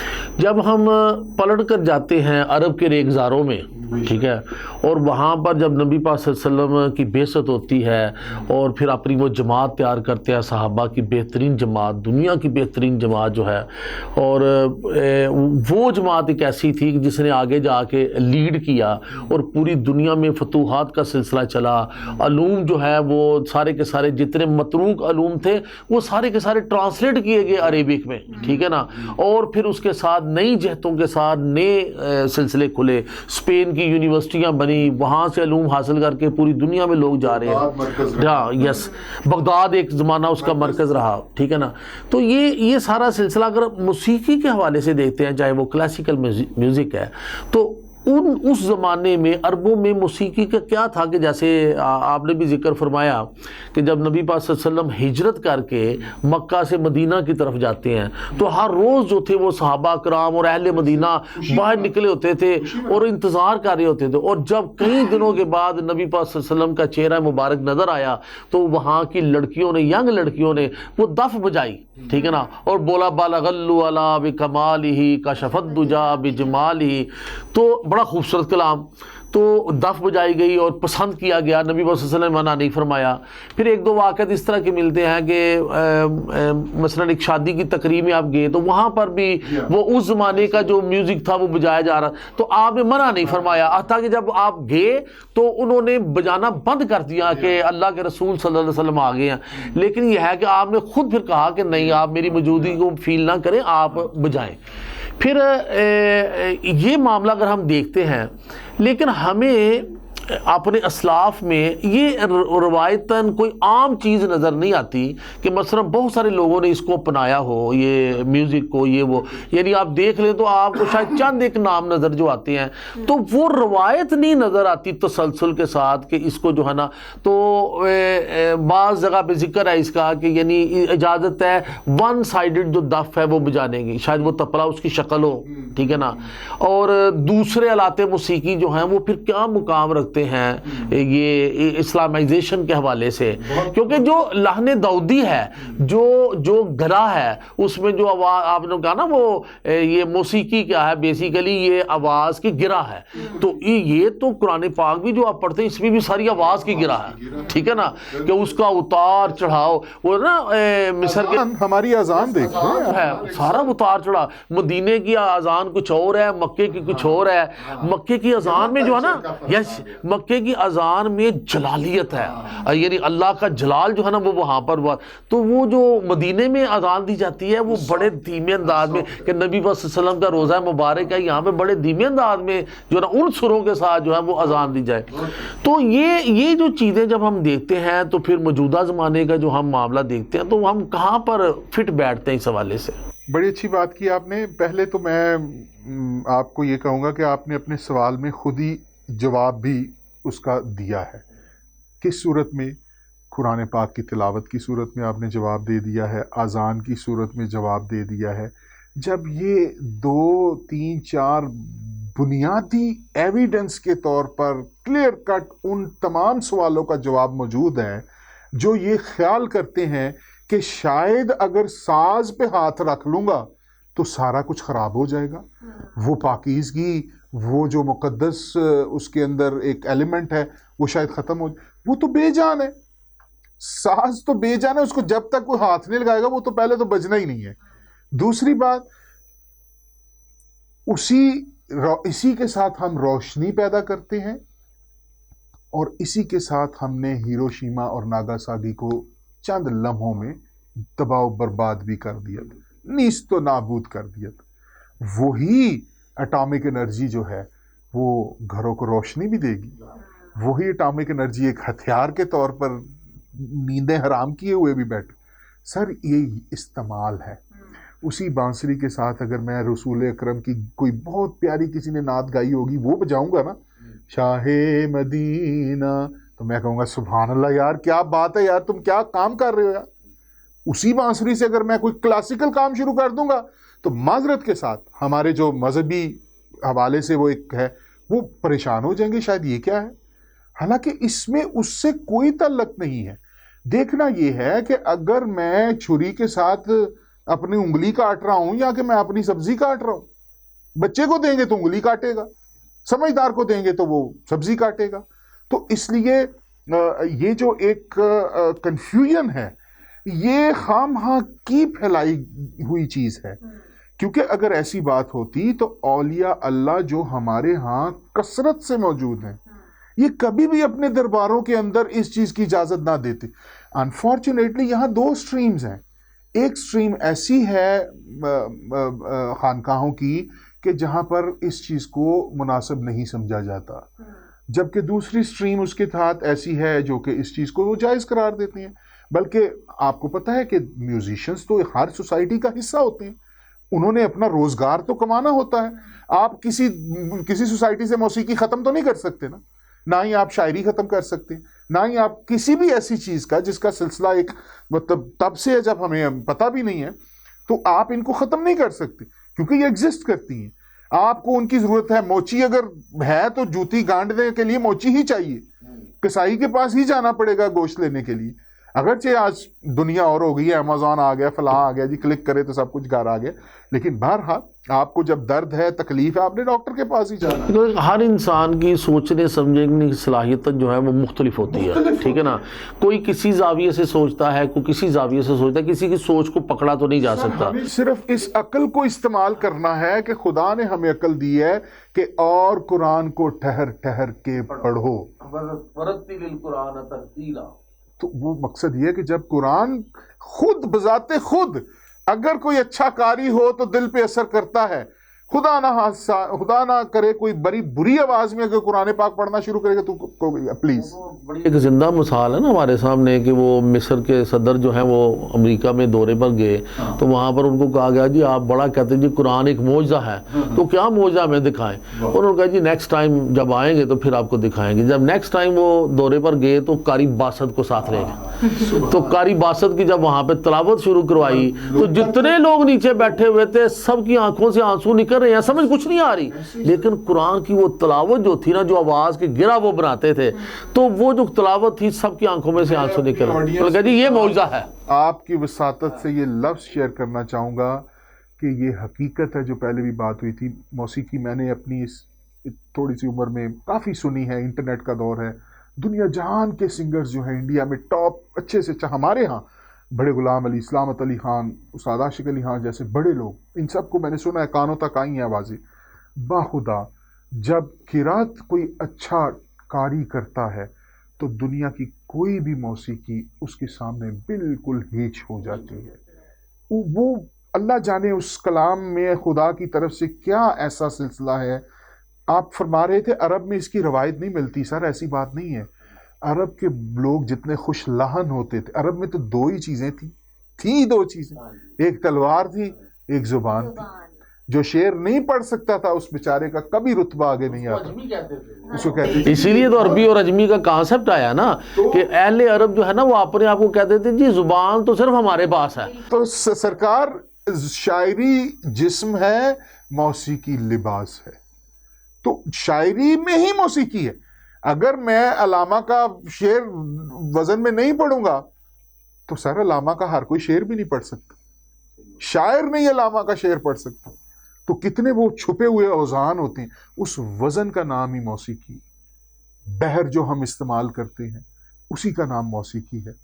موسیقی سر ہمارے دل کی دھڑکن سے لے کر ہمارے یہاں سے فنا ہونے تک یہ موسیقی اور ردم کا سلسلہ یہ ساتھ ہی رہتا ہے۔ اگر ہم کلاسیکل موسیقی کو ابھی جدا کریں پاپ میوزک سے کے ساتھ، ٹھیک ہے نا، جو عرف عام میں آج کل زمانے میں چل رہا ہے، تو اس میں ایک زندہ جاوید شخصیت اللہ تعالیٰ نے رہی کہ جنت کرے جنید جمشید کی ہمارے پاس آتی ہے، ٹھیک ہے نا، کہ انہوں نے کس طرح اس پروفیشن سے اپنا رخ جو ہے نا وہ موڑا، پھر حالات بڑے خراب ہوئے، پھر جا کے تھوڑی دیر کے لیے جڑے، پھر آخرکار تو ان کا جو ایک انٹرویو تھا جو میں نے سنا ہوا ہے، تو جنید جمشید جو ہے نا جب اس کو بیان کرتا ہے کہ مجھے بہت سارے علماء نے بھی کہا کہ آپ یہ کام کریں، کوئی ایسا مسئلہ نہیں اس میں، تو کہنے لگے پھر میں نے بڑی ہسٹری پڑھی، اسلامک ہسٹری نا، تو مجھے نظر آیا کہ ہمارے اسلاف میں یہ تواتر سے کوئی چیز چلتی نہیں، یعنی یہاں ہوتا نا اس پروفیشن کو بہت عام لوگوں نے اپنایا ہوتا، تو ایسی بات مجھے نظر نہیں آتی تھی، لہذا پھر میں نے اسی پر جو ہے نا وہ اپنے آپ کو بات ختم کر دی کہ میں نے اس طرف نہیں جانا۔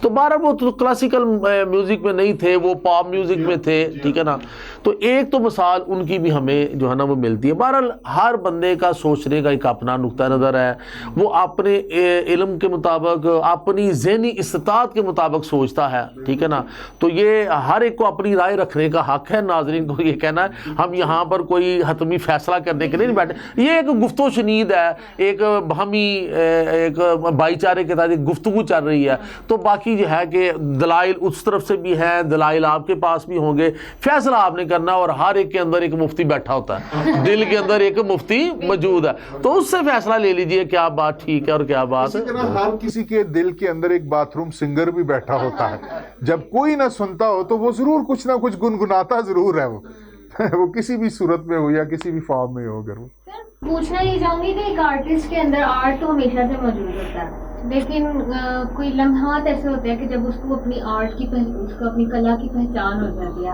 آپ کیونکہ میوزک سکھاتے بھی ہیں، ایک استاد بھی ہیں، تو کیا سمجھتے ہیں کہ یہ موسیقی کے لیے کسی بھی انسان کے اندر کیا وہ ہڈن ٹیلنٹس ہوتے ہیں جو اس کو بچپن میں کچھ آشکار ہونا شروع ہو جاتے ہیں، جو آپ ہمارے ناظرین سے بھی شیئر کریں کہ وہ کس طرح سے اپنے آپ کو جج کریں کہ ہاں وہ اب اس موسیقی میں آ سکتے ہیں؟ دیکھیے اس پر بلکہ ہمارے بھائی نے بڑے اچھے شروع میں یہ الفاظ کہے تھے حافظ صاحب نے کہ بچپن جو ہوتا ہے وہ بڑا اہم ہوتا ہے. جو ترجیحات بچپن میں پڑ جاتی ہیں وہ ایک اسٹڈی یہ ہے کہ انسان اپنے ساتھ جو اپنا جینیٹک کوڈ ہے اس میں 60-70% کے قریب وہ پہلے سے چیزیں طے شدہ ایک کوڈ کے تحت اس کے اندر آ رہی ہوتی ہیں. تحقیق یہ بھی کہتی ہے کہ ہم بہت جلد یہ جان لیا کریں گے کہ یہ بچہ میتھمیٹیشین اچھا ہو سکتا ہے، یہ بچہ فلاں ایسا ہوگا، یہ بچہ ایسا ہوگا. یہ تو اس کے کوڈ سے آتی ہے. اب جو اصل چیز ہے کہ اگر وہی بات ہے کہ وہ فریب خوردہ شاہی جو پلا ہو کرگسوں میں، اسے کیا خبر کہ کیا ہے راہ و رسم شاہ بازی. تو یہ بات ہے کہ اگر وہ اس کی پرورش کہاں ہوئی ہے. اگر اس کی پرورش ایسے ماحول میں ہوئی ہے کہ جو بڑا ادب اور بڑا سخنوری کا ماحول ہے، پیار محبت کا، عزت آبرو کا ماحول ہے، تو یقیناً اس کے اندر وہ اوصاف نظر آئیں گے. اور اگر کوئی ایسے آوارہ سے ماحول میں ہمارے ہاں ہر طرح کے لوگ ہمیں ملتے ہیں، کچھ بڑے شریف بھی ہوتے ہیں لیکن انفارچونیٹلی اندر سے ان کی تربیت وہ جو ایک دھوکہ دہی اور وہ ایک وہ جو کسی کے ساتھ جھوٹ اور وہ نہیں، وہ ڈوئل. اچھا دوسری طرف آ جاتے ہیں جو آپ کی بات آپ نے کی، جس طرح ابھی پھر وہی بات ہوئی، ہر کسی کے اندر ایک مفتی ہے. ہر روح کے اندر اللہ نے بے پناہ جو ہے وہ صلاحیتیں رکھی ہوتی ہیں. وہ کس صلاحیت کو کس ٹائم پر آ کر اجاگر کرتا ہے یہ ایک بات کی بات ہے. نصیب کا بڑا عمل دخل ہوتا ہے. ایک بھی اچھا زندگی میں اگر میسر آ جائے تو زندگی کو بدل کے رکھ دیتا ہے.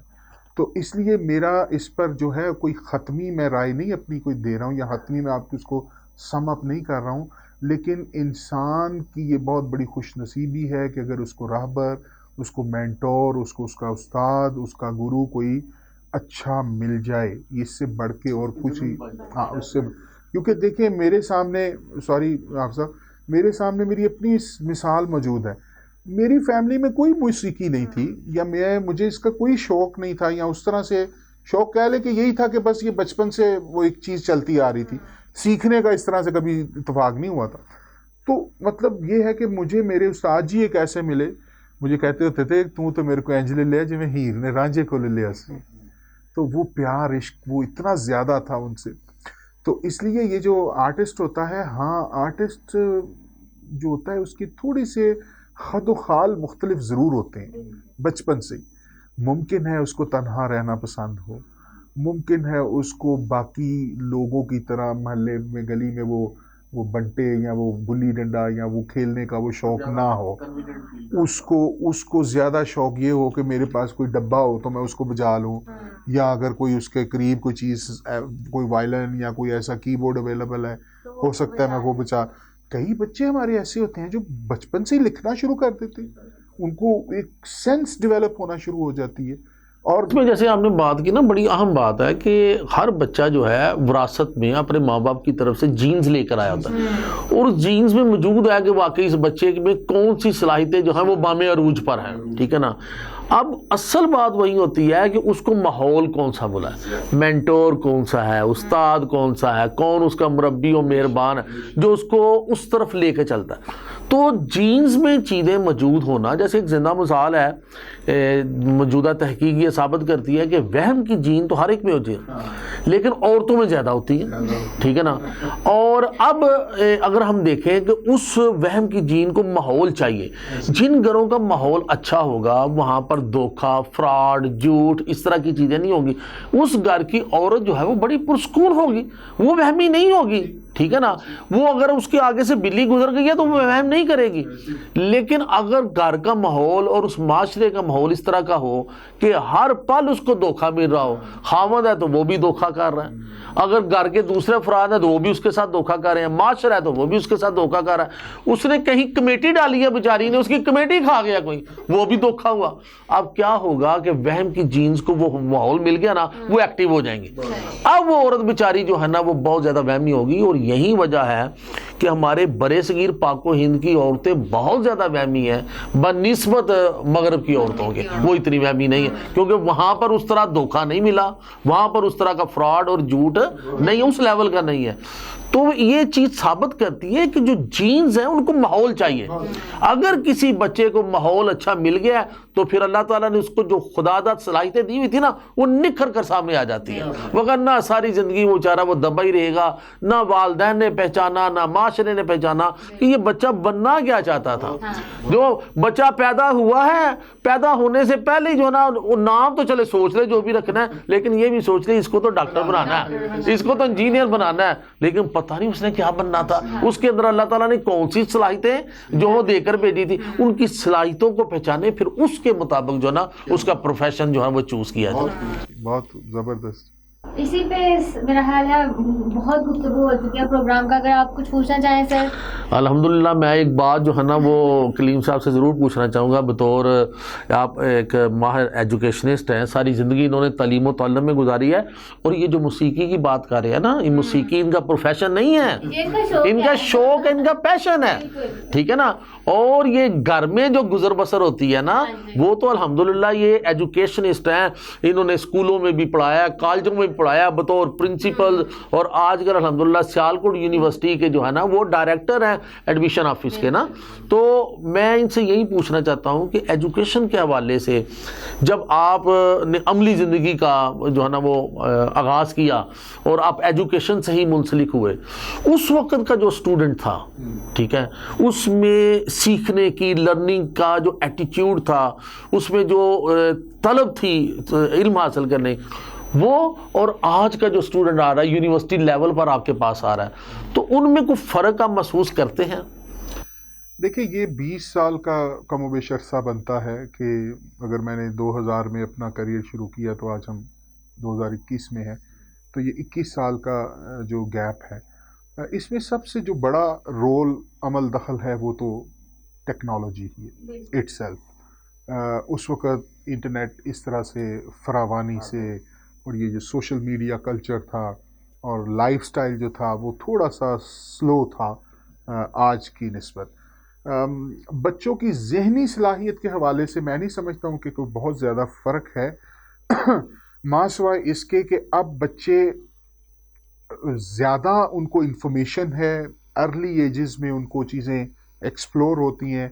हम जिन टेक्नोलॉजीज़ या जिन कॉन्सेप्ट्स या जिन चीज़ों के बारे में हमें शायद 20-25 साल में जाके इल्म हुआ, आज वो बच्चे 8-10 साल की उम्र में उन चीज़ों का नॉलेज रखते हैं। बल्कि हमारे बच्चे अब हमारे उस्ताद हैं, वो हमें बताते फिरते हैं, पापा ये ऐसे एप्लीकेशन नहीं होती है, इस ऐप को ऐसे यूज़ करते हैं, इसको ऐसे क्रॉप करते हैं, इसको ऐसे पीछे सॉन्ग पेस्ट करते हैं, ये करते हैं। तो एक तो वो इस चीज़ में हमसे आगे हैं। दूसरी तरफ मैं ये समझता हूँ कि हमारी अनफॉर्चुनेटली, ये ज़रा थोड़ा सा मैं ब्रॉडर लाइंस में बात कर रहा हूँ कि अनफॉर्चुनेटली तालीम हमारी कभी तरजीह रही ही नहीं है। अगर ये 2020 की जब आप बात कर रहे हैं, 2000 की जब बात कर रहे हैं, उस वक्त पाकिस्तान में शायद गिन के 20-25 यूनिवर्सिटीज़ थी। ये तो हमारा जो परवेज़ मुशर्रफ जब आए हैं और उस वक्त HEC इस्टेब्लिश हुआ है तो प्राइवेट सेक्टर को ऑन बोर्ड किया गया है। उसके भी अपने मसाइल थे, प्राइवेट वालों ने पैसा बनाना था, क्वालिटी पे उन्होंने कंप्रोमाइज़ किया, मशरूम ग्रोथ की, BS और MS और फलाना, और ये ऐसे जैसे कोई वो जड़ी बूटियाँ उग रही हों, कुछ वाइल्ड जो है वो उस तरह से ग्रेजुएट्स पैदा हुए।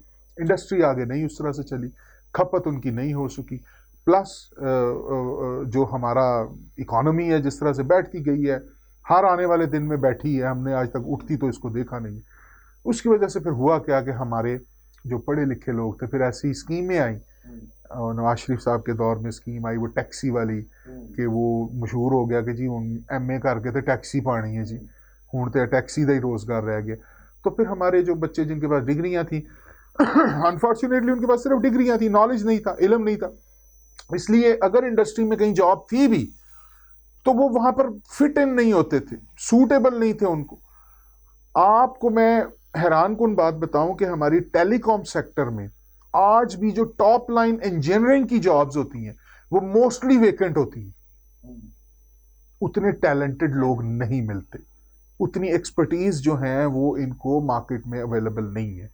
تو میرا یہاں مشورہ یہ ہے, آپ کی بات کو میں یہ سم اپ کرتے ہوئے, کہ جس دور میں جس تیزی سے ہم آگے بڑھ رہے ہیں, جہاں امیزون, فیس بک اور یوٹیوب اور اس طرح کی ریالٹیز ہیں. اب آپ دیکھیں یوٹیوب ہی دیکھیں, یوٹیوب ٹیکنالوجی ایک ایسی بلیسنگ ہے کہ کروڑوں لوگ صرف یوٹیوب پہ اپنا کانٹینٹ اپلوڈ کر کے تو پیسے کما رہے ہیں. تو یہ دیکھیں اس کی کمال دیکھیں جس نے فری چھوڑا ہوا ہے. میرے لیے تو فری ہے نا, اس کو پیسے مل رہے ہیں اپنی ایڈ کے یا ادھر ادھر سے جو بھی, وہ ایک پلان الگ ہے. میرے لیے تو وہ فری ہے نا سر. آپ نے اگر یوٹیوب پہ چینل بنانا ہے آپ کو کسی کو 5 روپے بھی دینے کی ضرورت نہیں ہے. آپ اپنے سسٹم پہ بیٹھے چینل بنائیں, کانٹینٹ اپلوڈ کرنا شروع کریں, محنت کریں اس کے اوپر, 6 ماہ میں, سال میں, 2 میں ریٹرنز آنا شروع ہو جائیں گے. تو اسی طرح کہی ہے کہ جب جنت ضیاء کے زمانے میں ہیروئن آئی نا, جی ہاں, تو وہ جب کسی کو لگانی ہوتی تھی نا تو پہلے 8-10 دن اس کو مفت, تو کہتے تھے کتنا اچھا میرا دوست ہے جو مجھے سوٹیں بھی لگواتا ہے اور پیسے بھی کوئی نہیں. اب سر اس میں دونوں طرف ہے نا. ایک دنیا ہے جو کہ یہ ہیروئن فری دلواتی, ایک دنیا ہے جو ریئل کریٹر ہے, جو کانٹینٹ پروڈیوس کرتے ہیں. آپ کے اگر آفس میں اسٹوڈیو میں بیٹھ کے بات ہو رہی ہے تو یہ ایک پازیٹیو کانٹینٹ پروڈیوس ہو رہا ہے. پیرنٹس دیکھیں گے, بچے دیکھیں گے, ہو سکتا ہے ہم نے 100 باتیں کی ہیں, کوئی ایک ان کو اچھی لگ جائے اس کو وہ پک کر لیں, تو یہ تو ہے ایک پازیٹیوٹی. اب آہستہ آہستہ اسی طرح مختلف یہ جو جوائنٹس اس وقت ہیں, میں اس طرف آ رہا ہوں. ہمیں اب بہت بڑی بڑی ڈگریاں بچوں کو پڑھانے کی ضرورت نہیں ہے.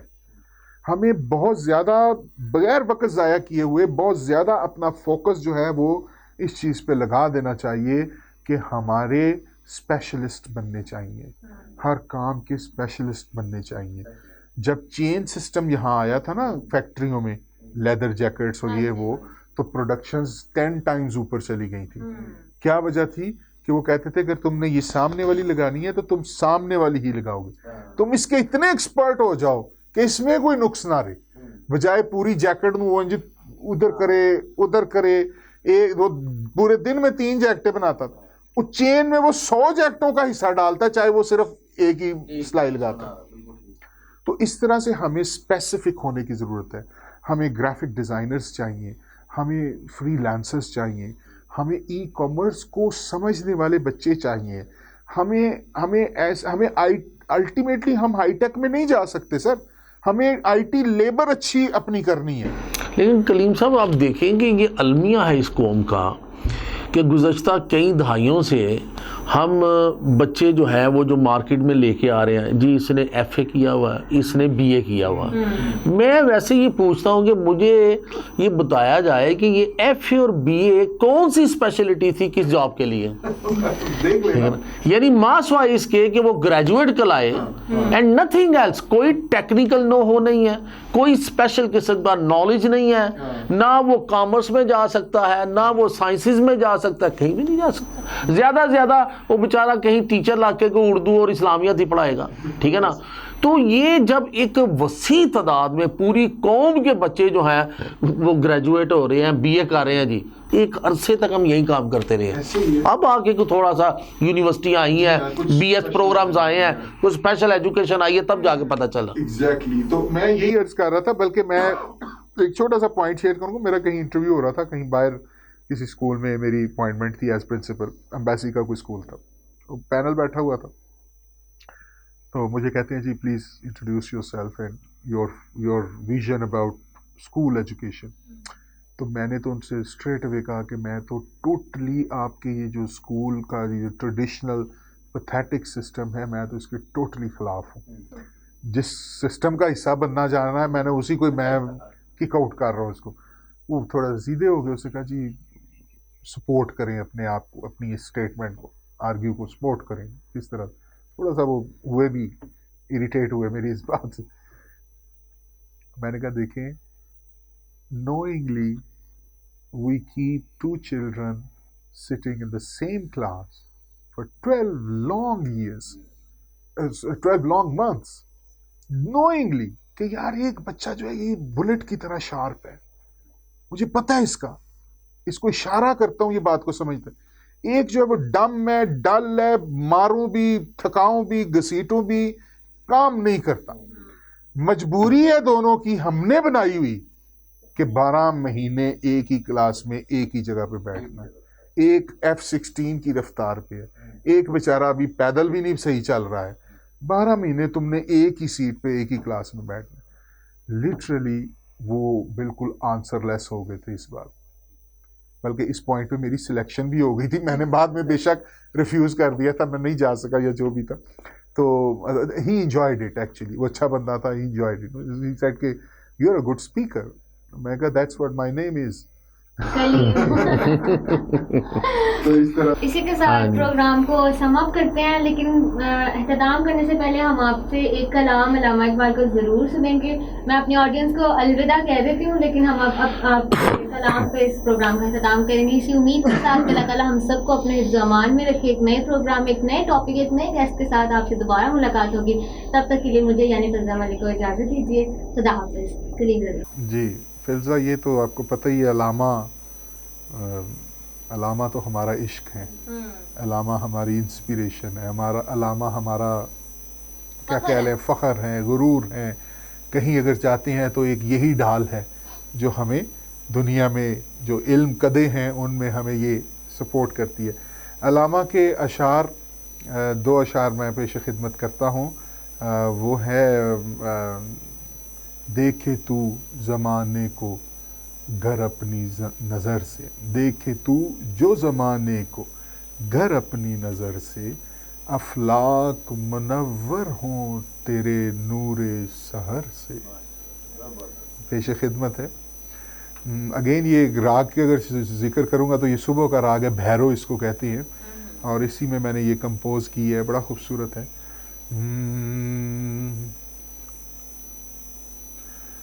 دیکھے تو زمانے کو گر اپنی نظر سے، دیکھے تو زمانے کو گر اپنی نظر سے، افلاک منور ہوں تیری سحر سے، افلاک منور ہو تیرے نور سحر سے، اغیار کے افکاروں تحیر کی گدائی، اغیار کے افکار تحیر کی گدائی، کیا تجھ کو نہیں اپنی خودی تک بھی رسائی، کیا تجھ کو نہیں اپنی خودی تک بھی رسائی، دیکھے تو زمانے کو گر اپنی نظر سے، افلاک منور ہوں تیرے